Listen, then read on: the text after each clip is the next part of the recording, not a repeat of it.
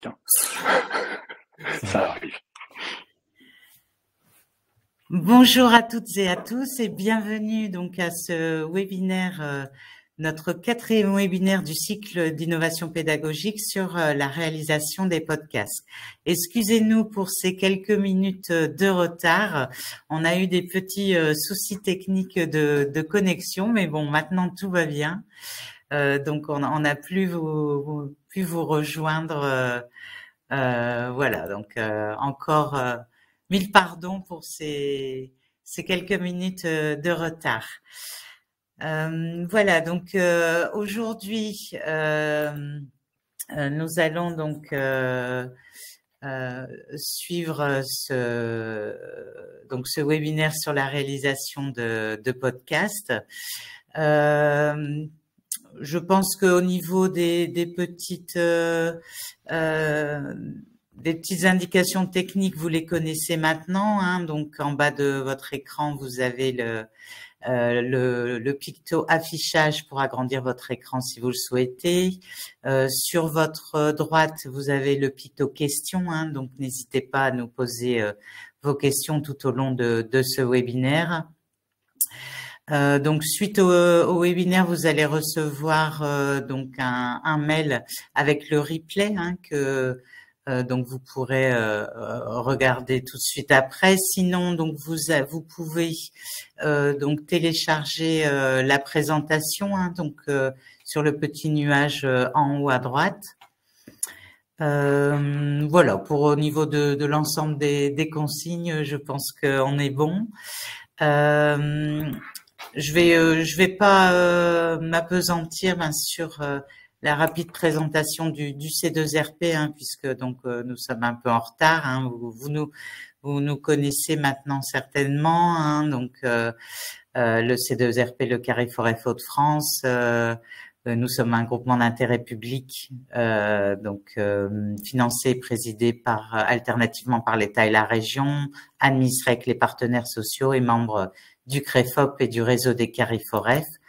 Et à votre disposition, donc nous organisons 4 grandes missions sur l'observation, l'accompagnement, l'information et la collecte de l'information, de la formation notamment, et vous retrouvez tous ces éléments sur notre site et l'ensemble de leurs outils associés.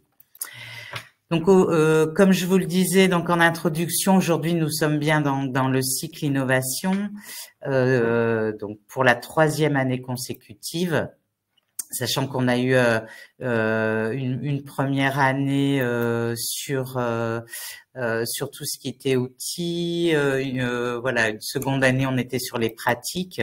Cette année donc notre cycle innovation est organisé donc on va dire en 2 grandes thématiques. Une première thématique sur les usages des outils numériques, et donc nous sommes sur notre 3e webinaire sur le storytelling. On en aura un également donc la semaine prochaine sur les podcasts et la dernière semaine de novembre sur l'intelligence artificielle. Et la 2e thématique du cycle sont sur les nouveaux métiers, et le 21 novembre, donc nous verrons le formateur 2.0. Donc je vous renvoie à notre site pour vous inscrire sur ces prochaines animations si voilà, si elles vous intéressent. Sans plus attendre, aujourd'hui nous sommes donc bien sur un webinaire sur le storytelling. Oui, alors depuis tout à l'heure, c'est ce que je me dis. En fait, je vais retirer le média. Il y a un petit souci également de présentation. Donc, je vais... Hop. Vous avez dû vous dire... qu'est-ce qu'elle nous dit depuis le début? Elle nous parle... Elle nous parle de podcast alors qu'on est bien sur le storytelling aujourd'hui. Voilà, et donc On a eu un peu de mal hein, depuis le début. Donc, je suis avec Nicolas Lozanzi, qui est donc notre intervenant de ce jour. Et donc, je vais lui laisser la parole sur cette présentation donc du comment intégrer le storytelling en formation. Nicolas, je te laisse la parole. Très bien. Voilà, j'espère que tout le monde m'entend convenablement. N'hésitez pas à utiliser le chat si ça n'est pas le cas. Merci Isabelle, et puis merci de votre patience, parce que c'est vrai qu'on a eu des petits soucis et je suis un peu le fauteur de troubles du jour. J'ai voulu raccorder un petit boîtier qui nous aurait permis une diffusion un peu plus interactive au sens audiovisuel du terme, et j'ai semé un trouble pas possible. Alors, je vais partager mon écran pour qu'on puisse rapidement démarrer.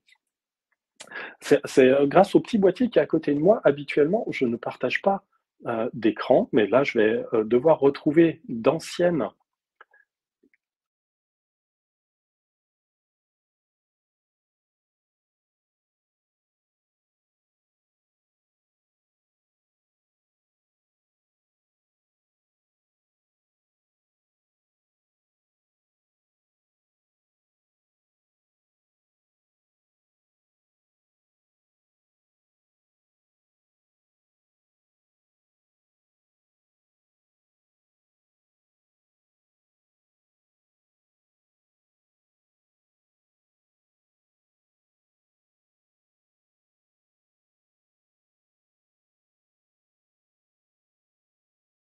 Voilà, normalement, ça revient.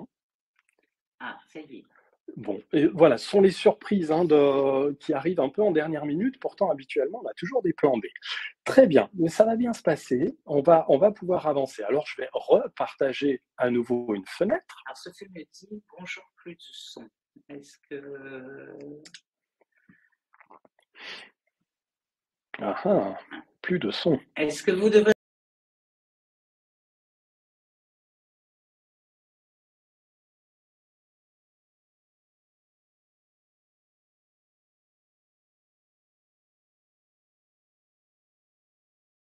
Bien, on va le faire comme ça. Voilà, donc moi j'ai mis la présentation en plein écran. Par contre, moi de mon côté, je ne te vois pas. Ah, ça y est. On aura eu des soucis jusqu'au bout. C'est-à-dire que chaque fois que je clique sur le bouton partager, je suis déconnecté.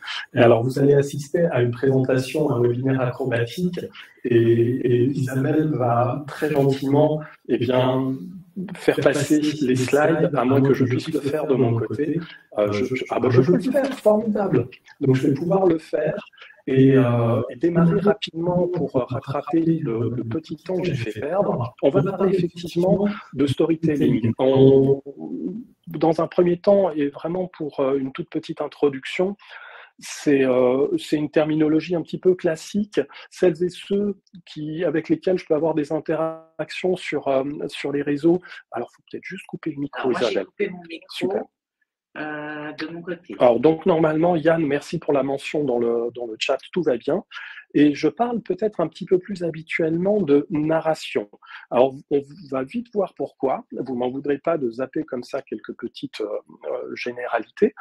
Parce que il y a bien quelques articles auxquels je peux faire référence, comme le petit extrait que vous voyez ici. Et bizarrement, j'ai oublié de conserver le lien, mais je crois que celui-ci nous renvoie sur le site Todd Cursus, et si je ne dis pas de sottises, toujours, je crois qu'il s'agit d'un article qui aurait été signé par Denis Christol, que vous connaissez vraisemblablement, et qui nous dit, à un moment où il a participé à la création d'un web documentaire, probablement dans un contexte pédagogique, que l'initiation donc au storytelling, à la narration, un terme que je préfère un tout petit peu, permet l'appropriation des usages et techniques de la scénarisation dans le cadre d'une conception de formation.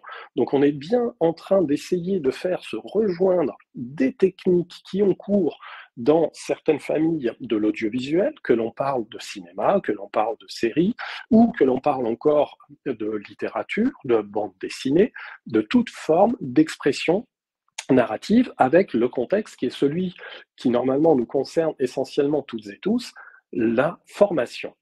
Et puis, c'est une formation que je dispense assez régulièrement et je me sens toujours un peu obligé de me justifier.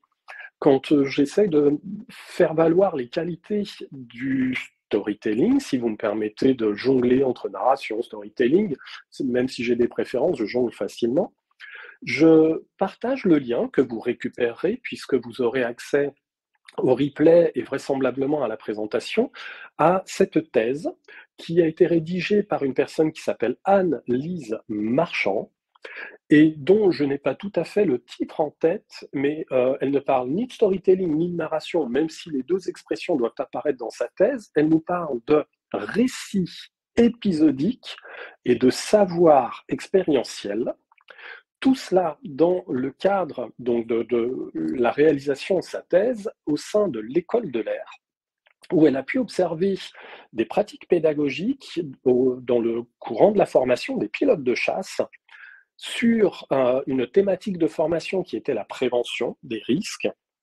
Et parmi les innombrables pratiques pédagogiques qui ponctuent cette formation des pilotes, il y en a une qui s'appuie sur la narration, sur les récits épisodiques et savoir expérientiel. Et j'avais extrait ce petit paragraphe, je ne vais lire que les 3 dernières lignes qui sont en gras, mais qui sont représentatives, celles par lesquelles je commence habituellement toujours. L'intérêt de la narration est donc de partager ou de susciter l'interrogation chez le récepteur de l'histoire qui lui est proposée, d'attirer son attention à partir de ce fait ou de ces faits, et de provoquer sa réflexion sur la représentation qu'il a du monde, de l'environnement dont il est question.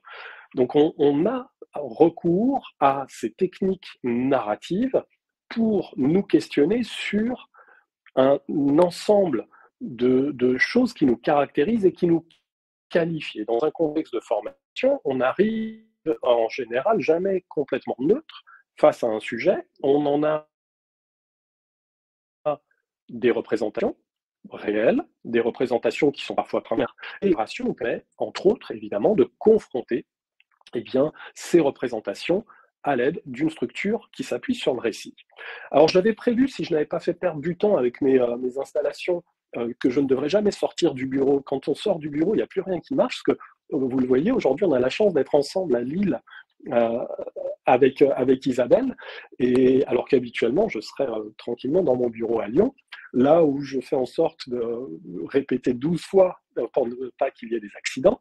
J'avais prévu un petit exercice où je vous aurais invité à, par exemple, écouter 1 minute 30, 2 minutes d'un podcast qui s'appelle Olma, et dans le chat, à nous indiquer ce que vous auriez perçu à l'oreille, s'agissant par exemple de la présence ou non d'un narrateur, de ce que vous percevez des différents rôles des acteurs qui sont présents. Sachant que Olma, je vous le recommande, c'est un podcast que vous retrouvez sur France Inter. C'est un podcast qui est destiné aux 7-12 ans, mais qui s'écoute à tout âge et qui est extraordinairement bien fait, mais on n'en attend pas moins de Radio France, bien évidemment. Olma, c'est une intelligence artificielle qui est accompagnée de Mathieu Vidard, qui est accompagné de Joséphine, une chienne, qui vient de temps en temps perturber un petit peu le cours normal des choses. Et puis, il y a un invité par épisode qui est la caution technique, qui est l'expert ou l'experte, qui va venir enrichir le propos. Et bien évidemment, ce podcast est une fiction. Et c'est une fiction pédagogique, puisqu'Olma est un podcast à caractère pédagogique.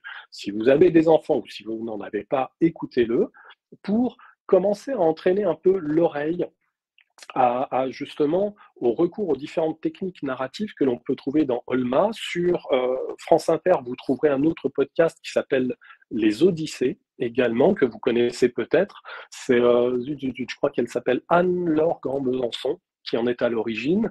C'est toujours un podcast pour les 7, 8 à 12 ans, et qui connaît des déclinaisons en petits ouvrages qu'on peut lire le soir, comme ça, quand on va coucher ses enfants. C'est pédagogique. On a le portrait d'une figure historique qui est développé en quelques minutes. Je crois que maintenant, il y a même un spectacle sur scène. On aurait fait ce petit exercice pour qu'on découvre que la narration, lorsqu'elle prend un aspect, une forme digitale, ça peut prendre l'aspect d'un podcast et pas uniquement tel qu'on peut commencer à l'imaginer, c'est-à-dire d'une scène qu'on va jouer en se filmant avec une ou plusieurs caméras pour essayer de reproduire ce que l'on a déjà soi-même comme concept, on va dire, narratif, parce que dès qu'on dit, par exemple, serious game, on pense à certaines choses dans notre métier. Dès qu'on va parler de narration, on va penser à quelque chose. Dès qu'on pense à rapid learning ou micro-learning ou mobile learning, on a tendance à ouvrir des petits tiroirs, alors que c'est pas trop mal d'essayer de se vider un petit peu, de vider sa mémoire et d'essayer en fait de remettre en ordre déjà ce que l'on sait, ce que l'on pense, et d'essayer d'expérimenter pour tirer le meilleur parti des différentes modalités qui nous sont proposées. Donc le lien existe, il suffira de cliquer sur la miniature dans la présentation pour accéder à Olma. Et puis je vous aurai ensuite renvoyé vers d'autres formes d'expression qui sont disponibles évidemment sur dispositifs digitaux, parce que c'est aussi, quand on a organisé cette série de webinaires, c'est aussi évidemment un des piliers, si je peux dire ça comme ça, relativement fort sur lequel on s'est appuyé, c'est-à-dire que pour chaque modalité, on a bien évidemment pensé à la transposition dans ce secteur d'activité qu'est le digital learning. On a le podcast, qui est quelque chose qui est difficilement interactif au sens où on l'entend habituellement, et c'est pour cela que j'ai rajouté 1 à 2 exemples, comme par exemple un web documentaire. On en trouve encore quelques-uns en ligne sur Internet, même si la mode des web documentaires a plutôt eu lieu il y a pratiquement une bonne dizaine d'années, si ce n'est un tout petit peu plus. Entre-temps, évidemment, les différentes subventions sont allées alimenter des projets de documentaires immersifs, en ce qu'on appellerait l'immersive learning de notre côté. Et puis évidemment, on a d'autres projets qui sont développés par les organismes qui ont pu entre autres financer les web documentaires. Mais comme je le disais, on en trouve encore quelques-uns, vous trouverez celui-ci. Et bien évidemment, ici, ce qu'il est intéressant de voir, c'est la relation que va entretenir le procédé narratif, le documentaire, avec son environnement d'exécution, qui est le web, et donc l'interactivité. Parce que, eh bien, quand on parle de narration, si on pense automatiquement à un film, à une série ou à un livre, on n'est pas sur un dispositif qui peut être doté d'un clavier et d'une souris. Or, dans notre cas, eh bien, nous avons accès à un procédé qui consiste à délinéariser l'expérience et à nous proposer des expériences qui peuvent donc nous emporter sur différentes branches de scénarios. Et ça, évidemment, ça nous questionne sur la place de la narration. Il en va grosso modo de même sur, par exemple, les serious games. J'y pense parce que c'est un sujet que je vais traiter d'ici quelques jours. Donc vous pourrez observer également cet exemple qui est très intéressant. Et vous en avez un dernier auquel vous allez... il y avait un tout petit peu d'écho, j'espère que ça s'arrange. Vous en faites pas, on va avoir des petits soucis jusqu'au bout. On peut pas ne pas terminer avec des petits soucis techniques. Quand ça commence, il faut que ça aille au bout.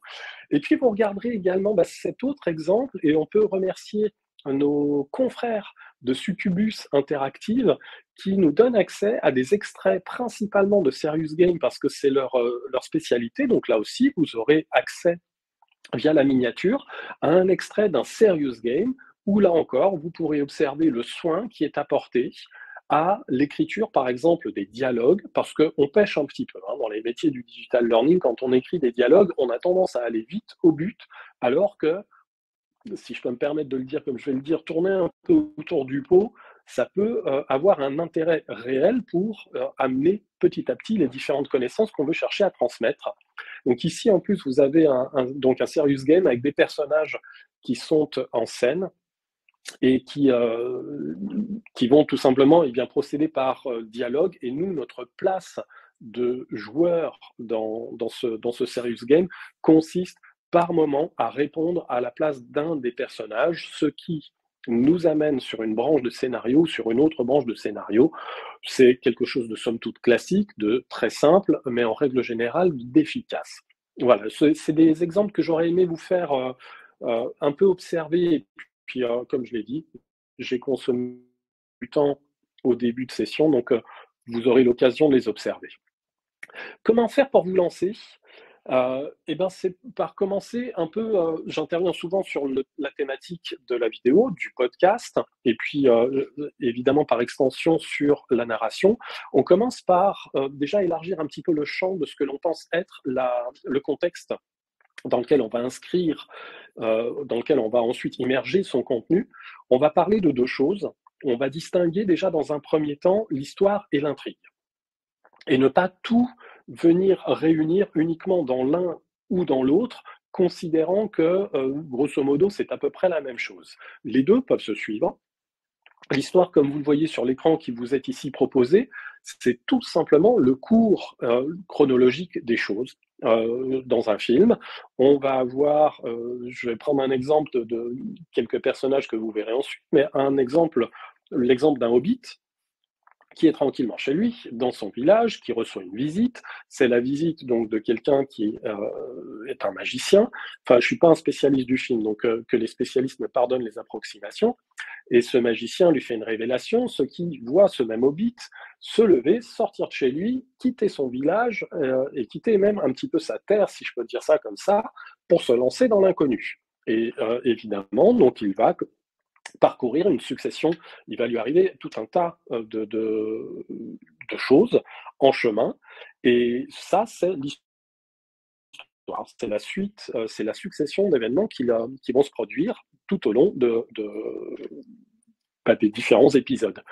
Et à côté de ça, ce même personnage et tous les autres personnages évoluent tout au long de l'histoire. Ce même hobbit qui, au début du Seigneur des Anneaux, est complètement inconscient de ce qui va pouvoir lui arriver par la suite, mène une petite vie bien tranquille jusqu'à la visite de Gandalf, si je ne dis pas de bêtises, où là, les choses finissent un petit peu par lui apparaître sous un autre jour, et il n'est pas complètement certain de vouloir tout abandonner. Il est envahi par le doute, il est envahi de questions, et néanmoins, il prend une décision. Cette décision est lourde de conséquences parce qu'elle l'emmène sur un chemin tout au long duquel il va rencontrer une multitude de péripéties jusqu'à parfois vouloir abandonner, puis retrouver un petit peu de force, se mettre en danger, être soutenu, être trahi, et ainsi de suite, jusqu'au dénouement de l'histoire. Donc ça, c'est l'intrigue pour la deuxième partie. C'est tout le parcours psychologique et émotionnel de nos personnages, et en particulier du héros. C'est quelque part le parcours qu'on pourrait, pourquoi pas, assigner à l'apprenant, qui parcourrait une multitude d'étapes, et bien évidemment tout au long desquelles il va avoir un cheminement psychologique, intellectuel, émotionnel. Alors, si on distingue les deux, c'est parce que, comme je l'ai dit, on n'aura pas de bonne histoire sans un bon casting. Et voici quelques exemples, ne serait-ce que pris sur... Alors, c'est quelque chose que j'ai trouvé sur Internet, et normalement, la référence doit figurer quelque part pas loin de l'image, et qui reprend, on va dire, 6 archétypes, vous en voyez 6, de personnages, et qui sont récurrents dans les 4 films que vous pouvez voir ici. Et puis, c'est un exemple qu'on pourrait multiplier, véritablement, parce que, on le verra un peu plus tard, il y a une petite typologie ou méthodologie qu'on peut mettre en œuvre qui nous dit que forcément on a un personnage principal, ça peut être parfois un duo, mais dans le cas qui nous concerne ici, vous voyez que pour chacun de ces films, on a un personnage principal qui est le héros. On a un personnage qui est le mentor, sans lequel l'aventure ne peut pas démarrer. Quand on prend Matrix avec Neo, l'aventure ne démarre que lorsque Morpheus le tire d'abord de là où il se trouvait au tout départ et lui tend les 2 pilules, la rouge et la bleue, en lui disant il y en a une, c'est l'aventure, l'autre, tu retournes là où je t'ai trouvé, et on oublie tout et le film est terminé. Donc on a un mentor qui est véritablement la personne qui déclenche le départ à l'aventure. Donc quand on veut commencer à mettre en place une structure narrative, on va commencer évidemment à songer à des personnages, il va falloir essayer de les qualifier. On peut s'appuyer, donc c'est un bon exemple, sur les archétypes de personnages. Il n'y en a pas que 5 ou 6 d'archétypes, il y en a des dizaines et des dizaines, on trouve ça facilement sur Internet, et on peut s'en inspirer pour commencer à bâtir donc tout simplement son casting pour faire en sorte que eh bien, l'histoire comme l'intrigue puisse être portée par ces personnes. Hein. Elles sont elles-mêmes actrices de ces deux éléments que sont l'histoire et l'intrigue. Ce sont elles qui font évoluer l'ensemble. Et c'est pas l'inverse au sens strict du terme. Bien évidemment, on a toujours des obstacles en chemin. Ces obstacles sont représentés dans ces films par l'ombre et ses acolytes, gardiens du seuil, qui entendent bien nous mener un peu la vie dure. Alors, une toute petite chose concernant ce personnage qui est un obstacle à l'accomplissement de la mission du héros, c'est que l'ombre peut être le héros lui-même. Il peut être son propre ennemi. Ah, on a une perceuse quelque part. Je vous avais dit qu'on aurait des petites perturbations. Quand elles ne viennent pas de moi, elles viennent d'une perceuse. Et je disais à l'instant que l'ombre, le héros peut être lui-même son propre frein, son propre ennemi, entre guillemets. Donc évidemment, ce que vous avez là sous les yeux n'est pas la règle absolue. Ça répond donc à une petite typologie qu'on verra dans un instant. Il y a des personnages complémentaires, vous devinez donc ceux que vous voyez là dans les quelques films que vous connaissez, c'est pour ça que j'ai repris cette illustration, parce que normalement ça parle à peu près tout le monde, bien que j'ai eu très récemment des très jeunes gens qui m'ont dit « non, nous on ne connaît pas, on n'a jamais vu ». Ça m'a un peu surpris. Le métamorphe, hein, qui est tantôt, on ne sait pas, allié, tantôt il retourne sa veste, voire il la retourne complètement. Donc, ce que je veux dire par là, c'est ce que vous voyez donc désormais sur cet exemple-là, c'est que quand on crée un personnage, et j'insiste volontairement là-dessus, parce que dans le digital learning, on a de cesse de créer une histoire et de mettre en scène des personnages. On le fait systématiquement, sauf que j'ai failli dire, on ne fait pas l'intégralité du travail. On en fait vraiment beaucoup trop peu pour que à la fois la situation et les personnages soient crédibles, c'est-à-dire qu'ils emportent l'adhésion des apprenants. C'est pas parce qu'on dit Nicolas a tel âge et il exerce telle profession que ça fait de Nicolas un personnage crédible. Il en va de même pour Isabelle. Je ne peux pas me contenter de présenter Isabelle avec un nom, un prénom, un métier. Isabelle a une vie à côté de ça, une vie de famille, elle a des loisirs, elle a des passions, elle a des expériences personnelles qui sont très nombreuses, et c'est important de faire ce travail que vous avez sous les yeux, sous deux formes. Il y a une petite fiche que vous voyez un petit peu plus en couleur que l'autre, qui reprend la perceuse, c'est l'ombre. Merci Emmanuel de faire référence. Absolument, c'est l'ombre. Après, elle peut peut-être venir me sauver tout à l'heure d'une énième péripétie et jouer le rôle du métamorphe, mais bon, pour l'instant, c'est l'ombre, en effet. Et les deux fiches personnages que vous avez, l'une est empruntée au jeu et l'autre va être empruntée, par exemple, à la création d'un personnage pour une œuvre littéraire. Et si j'ai pris ces deux exemples-là qui tranchent visuellement, qui tranchent même, vous le devinez, même si peut-être par l'intermédiaire de Lightstorm, vous n'avez pas une lisibilité complète sur l'ensemble des intitulés, c'est qu'il n'y a pas de fiche personnage type. On crée une fiche personnage en fonction de la direction que l'on va prendre. Et ce que vous voyez néanmoins sur ces deux exemples, c'est qu'un personnage, ça peut être extrêmement détaillé en termes de qualification. Ça va de la description physique à la description de sa vie de famille, de ses loisirs, de ses destinations de vacances préférées, de ses goûts culinaires. Il nous faut beaucoup d'informations pour que tout ce qu'il va se passer tout au long de l'histoire et de l'intrigue soit crédible, qu'un événement n'arrive pas comme ça, ou qu'un personnage ne réagisse pas d'une certaine façon, et que nous, de l'autre côté, on se dit, mais d'où ils sortent ce truc-là? C'est juste pas possible. C'est l'exact opposé de ce que je percevais du personnage. Alors on peut recourir à ce genre de procédé pour renverser une situation, mais 9 fois sur 10, on ne va pas jouer sur un renversement de situation, on veut faire évoluer une situation, et pour cela, il faut des personnages qui soient parfaitement crédibles. Et le soin apporté aux personnages est fondamental parce que ce sont eux, avec tout ce qui les caractérise et qualifie, qui vont faire avancer l'histoire. Et l'autre jour, je lisais sur LinkedIn quelqu'un qui disait, parlait un peu de storytelling et disait qu'il fallait créer des personnages réalistes. Alors, j'ai juste réagi très gentiment en disant que j'avais une préférence pour l'expression personnage crédible. Parce que réaliste, encore une fois, j'ai bien peur que dans notre domaine de la formation, on se limite, nous, en tant que concepteurs, par exemple, d'une formation, on se limite en se disant on va faire quelqu'un de réaliste. C'est-à-dire quelqu'un qui ne peut pas avoir telles idées, quelqu'un qui ne peut pas avoir tel comportement, alors que d'abord on n'en sait rien, et deuxièmement, eh bien, on retire des arcs, des flèches à notre arc, ou des cordes, pardon, à notre arc, j'ai été perturbé, pour pouvoir réaliser un scénario qui tienne debout.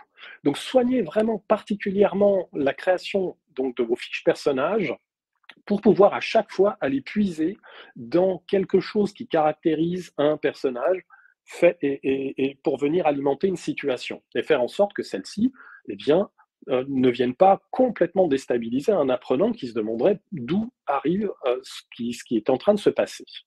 Je garde un petit œil sur la montre parce que évidemment, on a perdu un peu de temps au début par ma faute. N'oubliez pas aussi quelque chose, je fais souvent remarquer qu'on utilise très très très rarement l'expression narrateur. Quand on travaille dans le digital learning, quand on crée des modules de e-learning, quand on crée des service games, quand on crée des webdocs, peut-être un peu plus pour le webdoc parce que le narrateur y est très souvent omniprésent. Et j'ai vu qu'il y avait quelques questions, mais on y reviendra. Essayons déjà dans un premier temps, si on veut essayer de commencer à développer des histoires, par abandonner l'expression voix off. Voix off, ça veut rien dire. Voix off, c'est une profession. Voix off, c'est une case quand on rédige son storyboard de création de modules de e-learning. C'est une case dans laquelle on va venir noter ce que l'on va faire enregistrer à des comédiens. Donc ça ne qualifie pas la portée de ce qui va être dit par cette voix. Et en revanche, c'est une voix qui est omniprésente. C'est celle qui vous dit bonjour, bienvenue au début de la formation. C'est celle qui vous donne les objectifs pédagogiques. C'est celle qui vous dit beaucoup, beaucoup de choses. Et pourquoi ne pas déjà commencer par donner un vrai rôle participatif à notre narration en créant, comme vous pouvez le constater dans des films ou dans des séries, ce rôle de narrateur qui va utiliser une première technique. Pardonnez-moi l'expression, je vais pas vous l'écrire dans le chat parce que je vais sûrement faire une bêtise et encore me faire déconnecter. Mais il y a une petite locution latine que j'ai mémorisée. Je ne suis pas latiniste, mais elle est facile à mémoriser. C'est peut-être pour ça que je l'ai conservée en mémoire, qui dit in media res, R-E-S. In media res, quand on traduit cette locution latine, celle-ci veut dire au cœur de l'action. Et donc, le narrateur peut être parfaitement celui qui va immédiatement interpeller l'apprenant pour le plonger au cœur de l'action et lui faire observer le début de la situation qui est présentée. On peut conférer ce rôle-là au narrateur, comme il peut être absent de cette petite phase introductive. Ce in media res, c'est ce que vous voyez quand vous regardez un film, une série. C'est l'amorce, c'est la petite accroche. Quand vous écoutez un podcast, les quelques 15, 20, 25 secondes qui précèdent le générique, alors on appellera ça une amorce en termes de podcast, mais considérons que ce soit l'amorce, quel que soit le cas de figure de l'expression narrative qu'on va employer, eh bien, c'est ça le in media res. C'est qu'en fait, on commence déjà à distribuer des informations sur qui est là, qui fait ou qui semble faire quoi, dans quel contexte, avec quelle intensité, avec quelles intentions. On commence tout de suite à intriguer, à hameçonner l'apprenant, plutôt que de lui dire, de confier à une voix off des éléments qui soient purement descriptifs, en lui disant bienvenue dans le module, voilà, vous allez assister à une situation avec truc et avec bidule, et vous, votre rôle, ça va être de. La voix ne doit pas, théoriquement, dans un contexte narratif, avoir à expliquer ce qui doit normalement apparaître grâce au scénario qu'on va développer. Je ne m'étends pas, je garde un petit œil toujours sur la montre et je vais un tout petit peu accélérer J'ai fait référence, bien qu'on ne le voit pas toujours exprimé comme ceci, j'ai fait référence à la pyramide de Maslow qu'on utilise évidemment souvent en formation, où, comme vous le voyez, j'ai une petite équation qui dit que si un apprenant a des eh bien, un personnage aussi. Un personnage, dans une narration, il a eh bien, une succession de besoins, une succession de désirs qu'il souhaite assouvir, et c'est pour cela que, eh bien, on va pouvoir le faire vivre, on va pouvoir lui faire traverser des phases de l'histoire et lui faire traverser des propres phases d'évolution de lui-même, parce qu'il a des besoins à assouvir. Donc vous avez une première représentation sur laquelle vous pouvez vous appuyer pour commencer une réflexion quant à la mise en place d'éléments qui constituent ensuite un travail qui vise à aller en direction de la création d'un objet narratif et néanmoins pédagogique. Donc on a vu dans un premier temps qu'on distinguait déjà histoire et ça y est, à force de vouloir faire des petits résumés, histoire et intrigue, pardon, qu'il fallait évidemment soigner les personnages pour cela, qu'il fallait les décrire autant que possible, sans oublier qu'ils ont évidemment différents niveaux de besoins, de désirs qu'ils expriment à différents points de vue, un peu comme eh bien, on peut le considérer en formation quand on invoque la pyramide de Maslow. On peut l'exprimer d'une autre façon, encore une fois. Vous connaissez pour certains, et probablement pour la plupart d'entre vous, le schéma actentiel. Mais si on applique donc le schéma actentiel eh bien, à la quête, à l'aventure, au voyage du héros, eh bien, on a cette même quête que vous voyez ici au centre de l'image, avec eh bien, le héros, qui est l'acteur principal. Il va avoir d'un côté, on se situe sur le bas du schéma, des personnes qui sont ses alliés, donc on va retrouver le mentor, on va retrouver le ludion. Sans spoiler sur la réponse, Karine, le ludion, c'est un personnage qui permet de venir de temps en temps, de désamorcer, de faire redescendre la tension à un moment du scénario, parce qu'il va avoir une attitude, prenons l'exemple de R2D2 et de C3PO dans Star Wars, voilà, c'est pas des super-héros dans l'absolu, même s'ils participent aux aventures, etc. À chaque fois qu'ils apparaissent, il y a un petit moment de... Voilà, la tension redescend, on peut reprendre sa respiration, ce qui fait qu'on a fini de digérer les scènes qui viennent de s'écouler. On prend un nouveau bol d'air avant de repartir sur des moments où on va nous demander une attention un peu plus forte, où on va nous solliciter émotionnellement parce que la tension remonte. Et puis, bien sûr, un héros fait quelque chose. Il le fait évidemment parce que quelqu'un l'a invité à le faire, ça c'est le mentor, et il le fait pour quelqu'un, et dans Le Seigneur des Anneaux, il le fait pour la communauté. Dans Star Wars, ils le font pour sauver l'univers, pour sauver la princesse, etc., etc. Donc utilisez également ces schémas pour vérifier que vous ayez en fait un casting qui soit cohérent et qui tienne debout, par exemple. C'est-à-dire qu'à chaque endroit ici de ce schéma actentiel, vérifiez que vous ayez bien pensé à un équilibre entre les différents personnages qui puissent être présents, parce que c'est ce qui vous permettra eh bien, de créer des rebondissements, de créer des branches de scénario et de faire vivre véritablement donc, votre récit pour que celui-ci puisse être mené à son terme en étant évidemment le plus crédible possible. Donc là, on a vu quelques outils, j'en ajoute, parce que quand vous allez ensuite commencer à poser les éléments constitutifs de votre histoire, de votre intrigue, il faut essayer d'avoir une espèce d'équilibre. Alors l'équilibre, en règle générale, on l'obtient en divisant l'intégralité de son travail en 3 actes. Vous le voyez ici représenté sous la forme d'une roue. Donc on a la phase un peu introductive de notre récit, où se met en place les éléments narratifs, les éléments de notre histoire. On a tout le développement qui est le grand demi-cercle de l'acte 2. Et on a la résolution et le retour donc au bercail, à l'état normal, si je puis dire, mais qui n'est pas tout à fait normal, qui est la résolution, l'acte 3. En gros, si vous regardez ce schéma, c'est 25%, 50%, 25%. Évidemment, ce n'est pas une recette, ce n'est pas à suivre à la lettre, mais c'est ce qui vous permet quelque part déjà de vous guider dans un premier temps. Et si on complète un petit peu tout cela, Alors, j'aurais dû remettre peut-être quelques slides dans l'ordre, j'ai dû en bouger.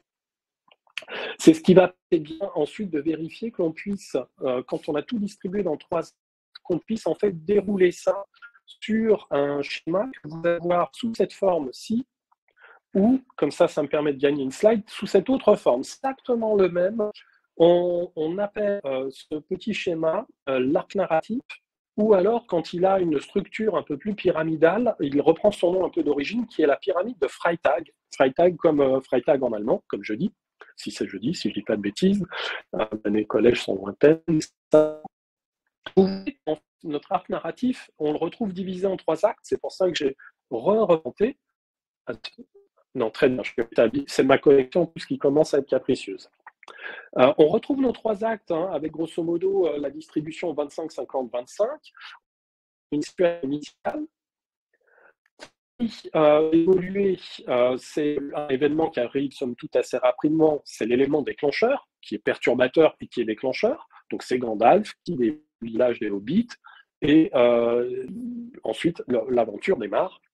On a la prise d'action, donc qui est la fin de l'acte 1, c'est le moment où notre héros se lance dans l'aventure, non sans avoir au préalable connu 2, 3 hésitations, demander des avis, avoir été poussé par les uns, retenu par les autres. On peut vraiment, en fonction, imaginer tout ce qu'il est nécessaire pour que cela puisse porter le propos que l'on peut avoir.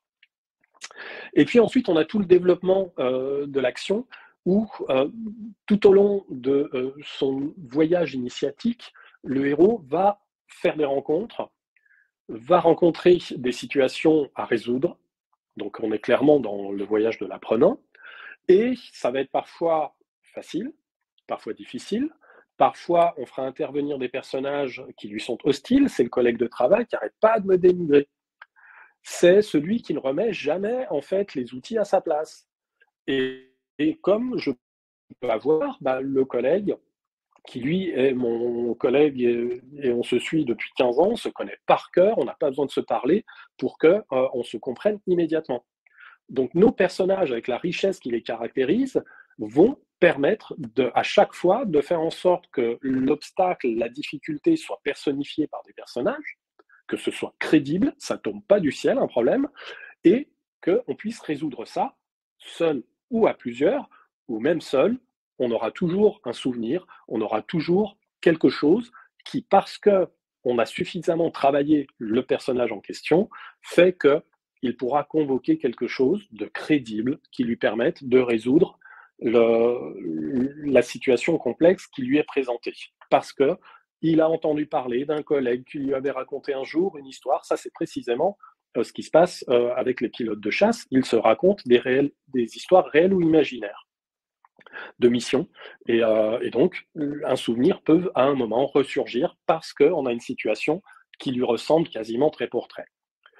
Et donc on a comme ça des situations à franchir, et parfois on a vraiment la situation qui arrive donc là à son paroxysme, on est au sommet de la pyramide, la tension est à son comble, parce que là j'ai dû intervenir sur un circuit hydraulique, sur une centrale nucléaire, et la situation était critique. J'ai pu déjà arriver sans encombre jusqu'à l'endroit de la panne en question. Et là, je dois faire évidemment un choix, le bon choix, voire 2 bons choix, voire peut-être 3, pourquoi pas, seul ou plusieurs. Et je dois faire, donc je fais ce choix. Il est bon, la situation se désamorce, il dit bien.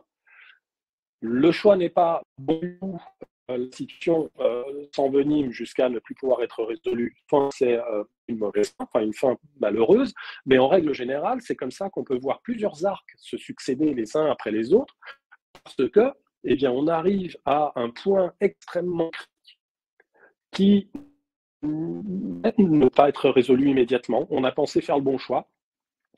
Et on pense que les choses vont bien, la situation commence à s'amorcer, mais soudain, elle bascule parce que, eh bien, on avait oublié peut-être manipulation complémentaire au moment de l'intervention qu'on réalisait,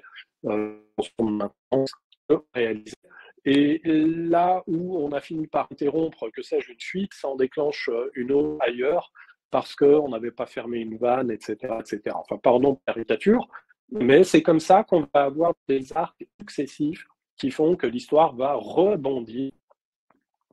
Pardon, voilà.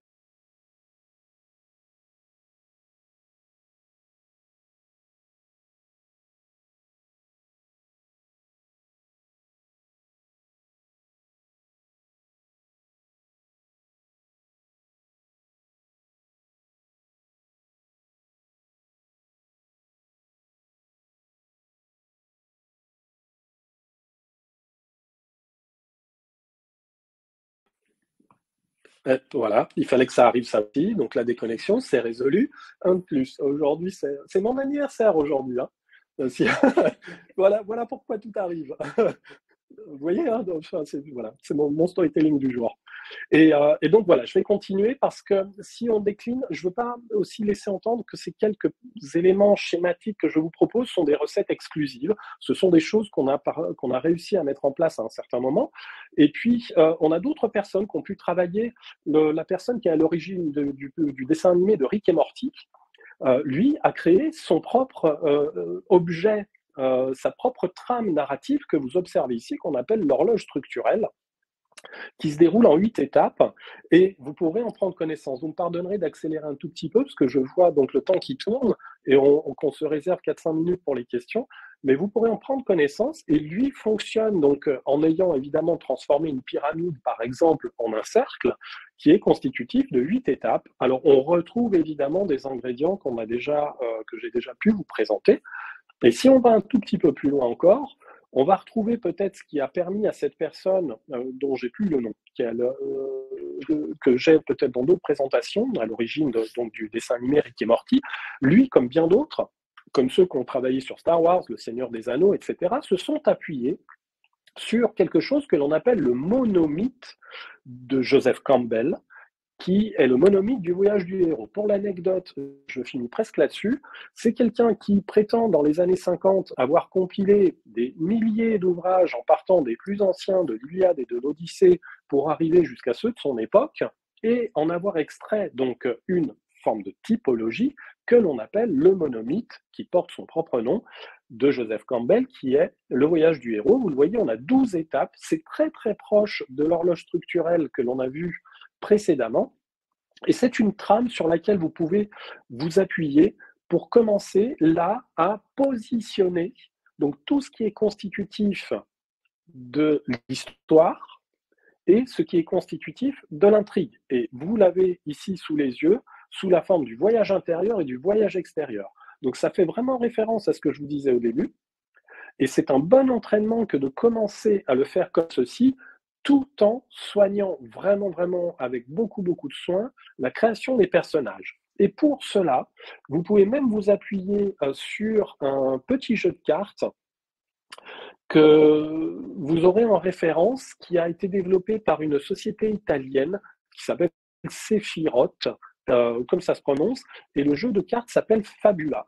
Ça n'est rien d'autre que le monomythe de Joseph Campbell que l'on a vu il y a quelques instants, transcrit en un jeu de cartes. Il le commercialise sous la forme de cartes physiques et dans une autre formule avec des cartes que l'on peut utiliser dans Miro, donc des cartes au format digital.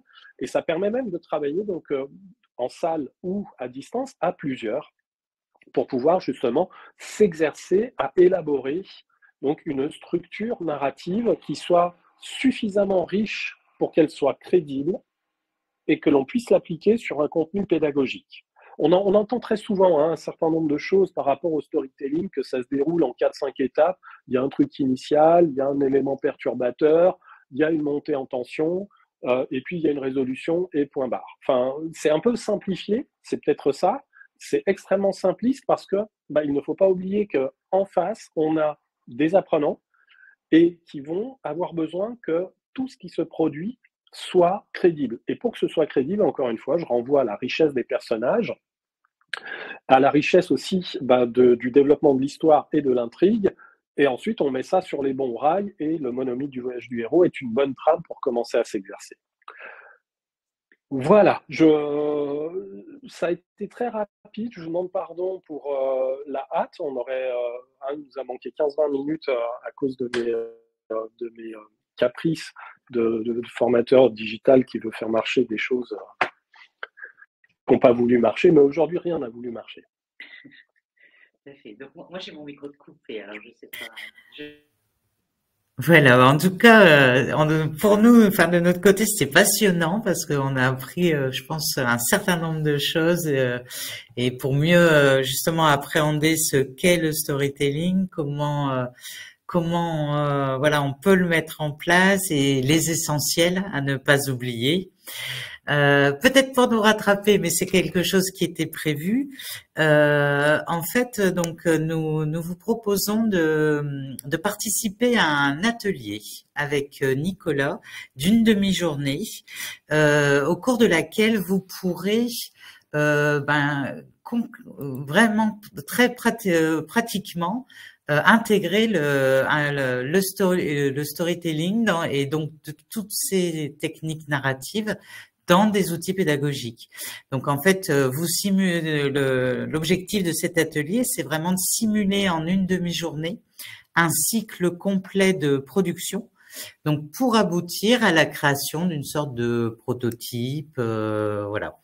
Donc cet atelier, en fait, il va y avoir deux ateliers. Il y a un atelier qui va se dérouler sur Amiens et un atelier qui va se dérouler sur Lille. Donc sur Amiens, c'est l'après-midi, 13h, 16h30, et sur Lille, c'est le matin, 8h30 midi. Voilà, donc ce que je vais faire, je vais vous mettre peut-être les deux liens donc d'inscription. Voilà, là c'est celui d'Amiens. Et je vais vous mettre également donc celui de Lille. Voilà, donc alors comme ce sont des ateliers, donc le nombre de places est limité, hein, donc c'est limité à 14 personnes par atelier. Donc néanmoins, donc si ce sont des ateliers qui vous intéressent, n'hésitez pas à vous y inscrire. Et là vraiment, on est vraiment sur quelque chose de pratique et une réalisation effective sur une demi-journée. Voilà. Donc ça, c'était pour le storytelling. Je vais vous remettre également dans le chat l'ensemble de la liste de toutes nos sessions du cycle innovation, voilà, qui vous permettra également de pouvoir il y a eu des petites inversions tout à l'heure, mais donc là ce qui nous reste c'est le 14 novembre pour les podcasts, pour la réalisation de podcasts. Le 21 novembre on parlera donc du formateur 2.0 et le 28 novembre sur les intelligences artificielles génératives en formation. Et également donc une dernière chose dont je voulais vous parler, donc c'est le forum de l'innovation, qui s'appelle Résonance, que nous organisons donc là sur les 15 sur les 15 jours du mois de décembre, donc du 1er au 19 décembre. Et donc sur ces 15 jours-là, donc il y a à la fois donc une ouverture officielle à Méholt.